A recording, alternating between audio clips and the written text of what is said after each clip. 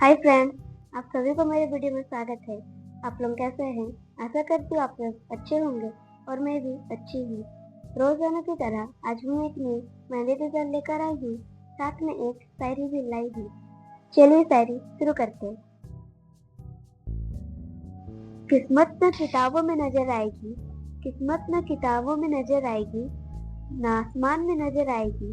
जो थाम ले मेहंदी लगे हाथों को, किस्मत वही नजर आएगी। बातों बातों में सब कह दिया, कभी शायरी तो कभी मेहंदी बना लिया। सबको शुक्रिया जिसने जबार्ट को सब्सक्राइब कर लिया। Thank you.